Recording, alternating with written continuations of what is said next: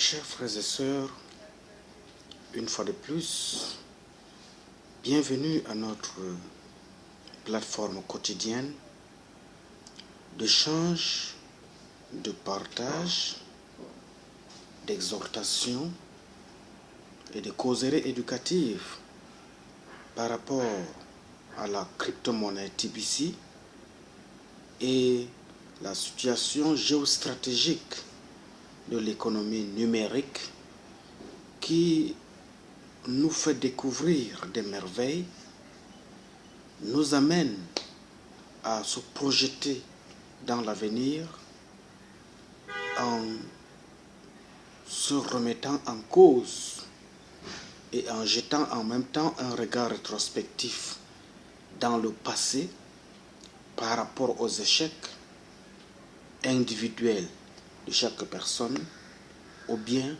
collectifs de nos communautés ou de nos nations. Au regard de la situation géostratégique, nul n'est sans ignorer que l'économie mondiale va mal. Mais ce n'est pas pour autant en soi que parce que l'économie mondiale va mal, qu'il va falloir pleurnicher sur le sort qui nous étrangle le plus à cause de la recrudescence de la pauvreté à l'échelle mondiale et de la misère dans la sphère géographique des pays pauvres ou des continents qui sont beaucoup plus touchés par cette pandémie qu'est la pauvreté.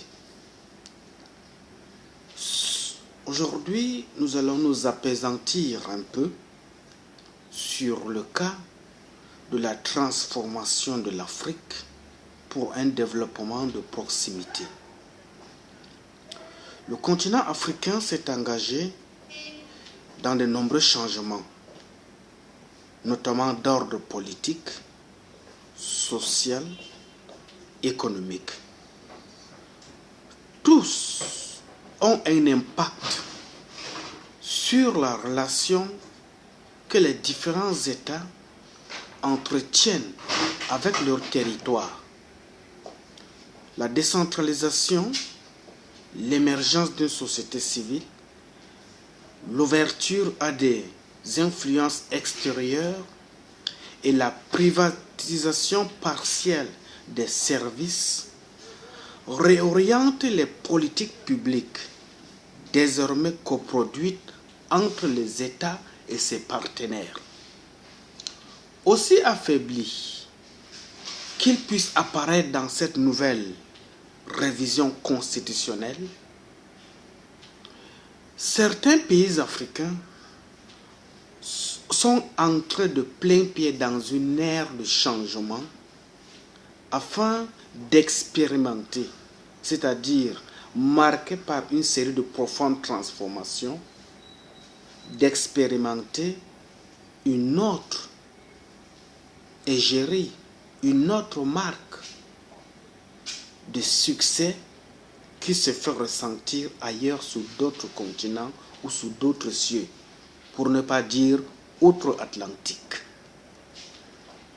Depuis la fin des années 90, par exemple, et selon les nécessités des révisions constitutionnelles, les transformations économiques, avec la volonté de mise à niveau qui anime les différents acteurs de l'économie, qui leur insuffle la volonté d'une insertion plus compétitive dans les changements internationaux, vous allez comprendre que l'aide publique au développement qui nous venait parfois de nos bailleurs de fonds ou bien partenaires multilatéraux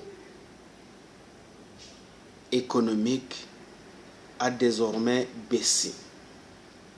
Ça a baissé parce que ces partenaires multilatéraux sur le plan économique ont estimé peut-être que donner beaucoup d'argent à l'Afrique risquerait de lui booster l'économie.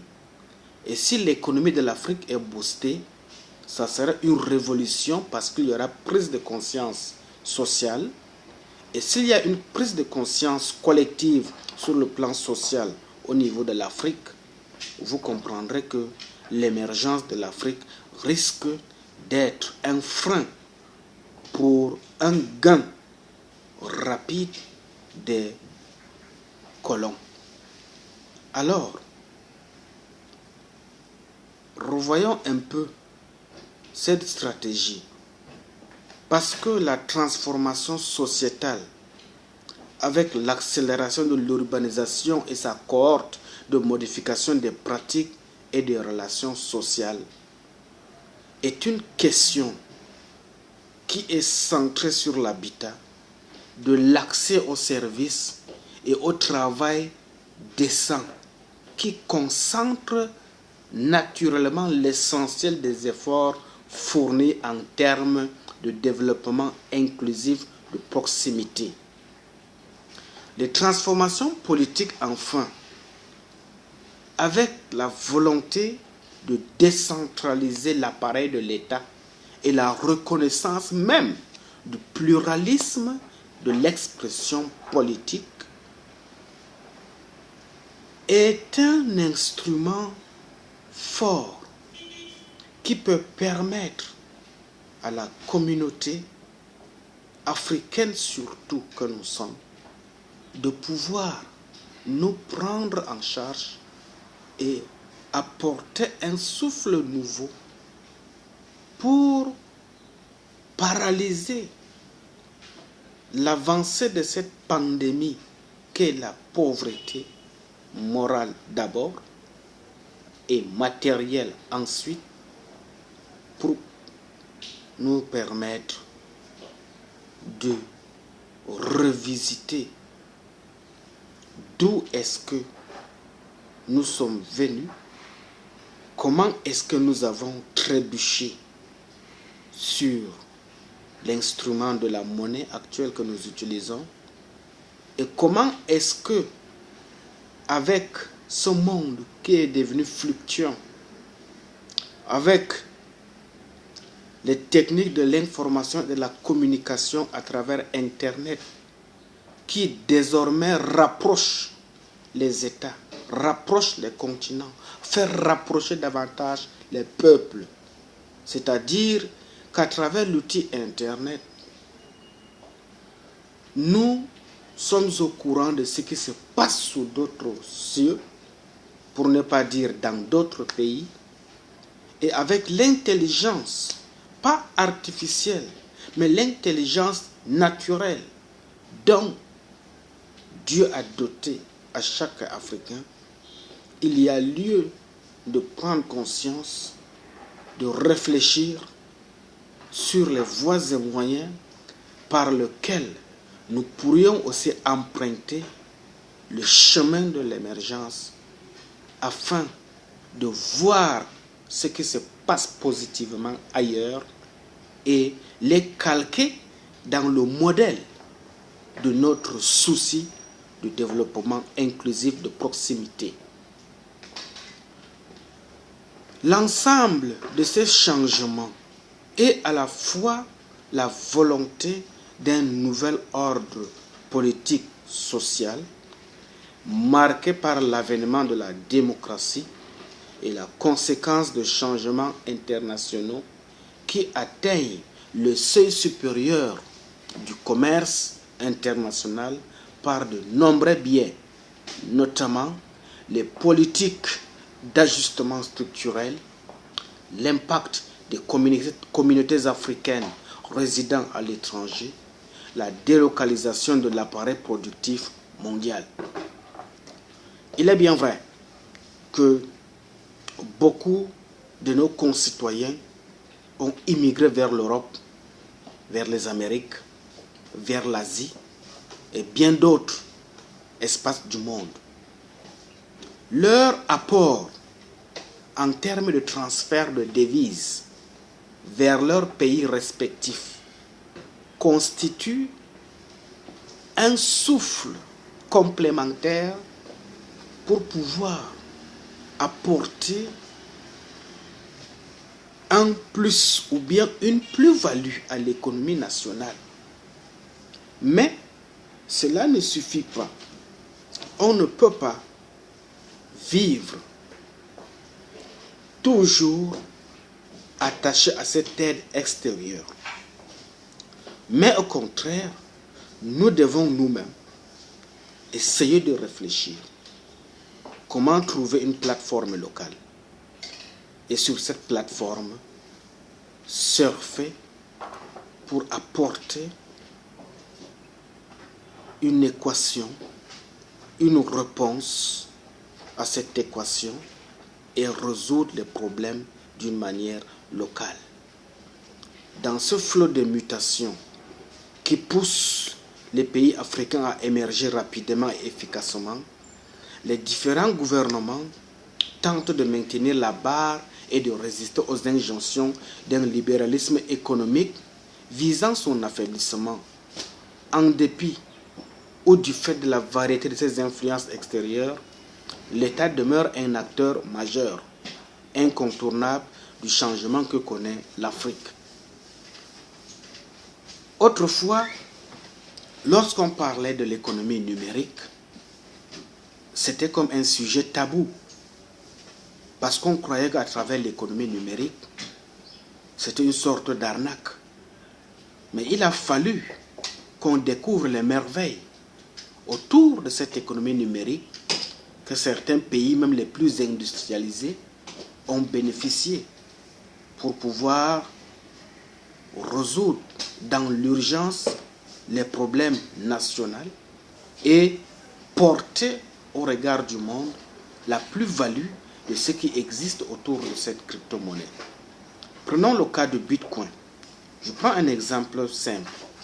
Aujourd'hui en Afrique, l'homme d'affaires nigérian Ali Dangote est considéré comme l'homme le plus riche de l'Afrique. Comment est-ce qu'en un petit laps de temps, Dangote s'est imposé sur l'échiquier international ou bien panafricain comme le plus riche? Juste parce que lorsque la crypto-monnaie Bitcoin a vu le jour en 2008, Dangote était le premier Africain à s'inscrire dans cette mouvance et à investir une partie de son argent dans cette crypto-monnaie. À l'époque, une pièce de Bitcoin valait 16 millions de dollars. Imaginez qu'il a investi, s'il a investi 1 million de Bitcoin, ça lui valait combien? C'est des milliards et des milliards en termes de dollars.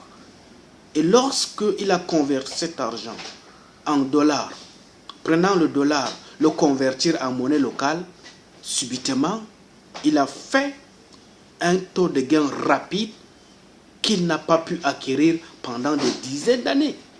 Aujourd'hui, il s'impose à l'Afrique comme une icône de l'économie sociale. Et de cette économie, il est en train d'investir en créant des multiples industries. Pour le cas du Cameroun, son industrie de cimenterie, qui était une fierté, l'a permis de comprendre les faiblesses de l'Afrique centrale. Aujourd'hui, il est en train de réfléchir comment est-ce qu'il peut investir dans le commerce de poissons. Donc, c'est autant d'économies qu'il a permis de créer d'abord des usines de cimenterie et maintenant de revoir comment il peut apporter encore d'autres industries dans le domaine alimentaire. Donc vous comprendrez que le rôle de la communauté africaine TBC auprès des différents États vise à apporter un nouveau souffle en termes de politique de développement inclusif et vise également un partenariat de coopération publique-privée. L'action globale de TBC est celui de s'opposer à la misère qui affaiblit les institutions publiques et incarner dans une vision républicaine l'accès à tous et l'abondance en même temps l'autosuffisance financière. Parce que, quel soit un individu ou un peuple, s'il a une abondance financière, s'il a un compte bancaire qui est fourni, capable de lui permettre de réaliser les politiques de ses besoins, un tel peuple ou bien une telle personne n'a pas besoin de vendre sa dignité ou bien vendre sa ressource naturelle pour quoi que ce soit. Je prends un exemple simple. Je suis un être humain ou bien une personne qui vient des régions sahéliennes. Dans ma région sahélienne, la valeur d'un homme, c'est la quantité en termes de têtes de bœuf. Pour une personne qui a 1000 têtes de bœuf dans son ranch, dites-lui de devenir fonctionnaire, il vous injuriera. Proposez-lui de vous vendre ses terres, il ne le fera jamais. Même si cette terre ne produit plus, il préfère la garder parce qu'il a quand même l'espoir qu'avec le nombre de ses bœufs, il est capable de résoudre ses problèmes personnels. Il n'attend rien de personne à l'extérieur. C'est pourquoi, si l'Afrique veut véritablement se développer, elle doit compter sur ses fils et ses filles. Et si les fils et les filles de l'Afrique veulent entrer dans l'histoire et laisser un futur positif à la génération qui est en voie de mutation, il va falloir que chacun trouve sa place au sein de la communauté TBC, qui est la source de l'abondance. Et à travers cette communauté, avec l'abondance financière, nous n'aurons plus besoin de vendre nos matières premières à qui que ce soit à vil prix. Nous n'aurons plus besoin de laisser nos enfants, nos mères, nos filles aller mourir en mer parce qu'ils croient que le bonheur ou bien l'Eldorado est en Europe. L'Eldorado se trouve en Afrique. Mais alors, pour que cet Eldorado soit mis à découvert, il va falloir qu'on se remette en cause et voir les limites qui nous ont asservis par le mystère de la pauvreté et percer ce mystère pour sortir de ce carcan de dépendance et être une communauté, un peuple ou bien une personne qui se soucie de son devenir. Puisque les registres d'action de l'État sont nombreux, d'autant plus que chaque pays africain possède une tradition politique fondée sur un État fort et centralisateur. Il est un registre pourtant ancien apanage de sa puissance coloniale, dans lequel il semble concéder beaucoup de ses prérogatives, celui de la production territoriale. Imaginez que si au début des indépendances, nos États n'avaient pas vendu les forêts, n'avaient pas vendu les nappes phréatiques en termes de réserves pétrolifères, aujourd'hui, nous serons en train de consommer nos propres forêts, les transformer localement et les vendre à qui on veut et au prix on veut. Nous ne serons pas en train de voir nos pétroles être abusivement exploités pour d'autres multinationales et pourtant que nous en avons besoin. Ne comprenez-vous pas que c'est un esclavage d'être dans un pays producteur de pétrole, mais que le litre de pétrole ou bien le prix de l'essence à la pompe est à la hauteur d'une valeur qu'un citoyen normal ne peut s'offrir en termes de pain quotidien. Vous ne comprenez pas que quelque part, il y a problème? Donc, avec le concours d'un instrument supplémentaire à l'instar de TBC, nous entendons par ce terme permettre la diversification des moyens de lutte contre la pauvreté d'abord, puisque cet appui aux côtés des États africains permettra à ces derniers de se doter d'un pouvoir qui encadre leurs populations respectives et sur laquelle ils confèrent une identité spécifique de souveraineté. C'est pourquoi, mon frère, c'est pourquoi, ma sœur, véritablement, il y a lieu de se réveiller, d'ouvrir les yeux. Les coopérations et les pactes que nos États ont signés avec les multinationales et les institutions depuis les périodes post-indépendance peuvent demeurer, mais nous qui sommes vraiment meurtris par la pauvreté, profitons à travers l'économie numérique, sautons pour expérimenter les opportunités que nous offre la crypto-monnaie TBC et vous verrez que à travers ce sursaut d'orgueil, nous serons un peuple qui aura un mot à dire en ce qui concerne la trajectoire de l'avenir de nos enfants et de la génération qui a besoin de ces efforts pour pouvoir être enfin libre. Je vous remercie.